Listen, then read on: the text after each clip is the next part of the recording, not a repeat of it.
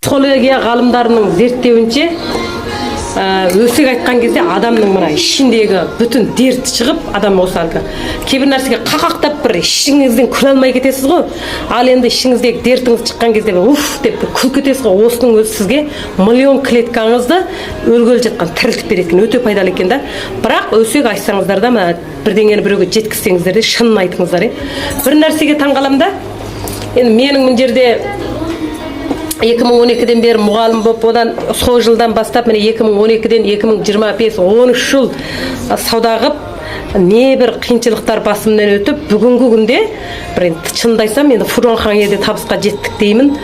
Осындай кезімде әлгі Ерсайға біреу жамандады, сенің қарызы бар екен, қимыңдан дегенде талып қалдым ғой, күліп.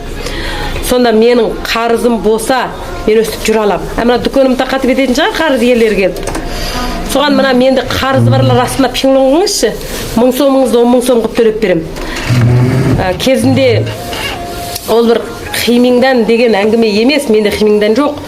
Баяғыда сол ақкөңілдігімнен адам ақкөңіл болса өте болмайды екен ғой. Осы бір мына чапандарым, мына кибағанымда жүң жібек лоқаба, мынау мажа, мына дүзгілі кешен кебірестер 199 ма жүң жібек, мынау үрімжінің өзінде 450, ана жүң жібек.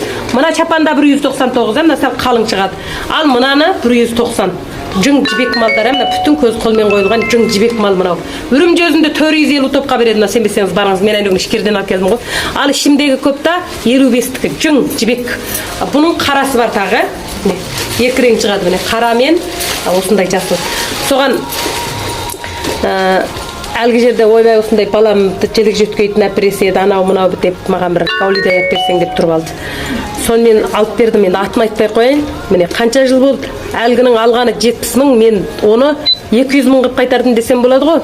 Сонымен артына баста аралықта мен ол кезде мұғаліммін. Мен де саудада істеттіге, мен әлгі мұғалім кезінде істеген кезде ол кезде бүйтіп дойында жоқ, енді саудаға тақты емес қой, ол кезде оның да қарызын қайтарамай.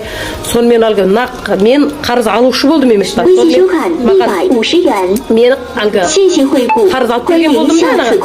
Сонымен сөйтіп бір сотқа неғған жер бар. Содан кейін ол соттағы нәрсе талай баға өшпейді екен.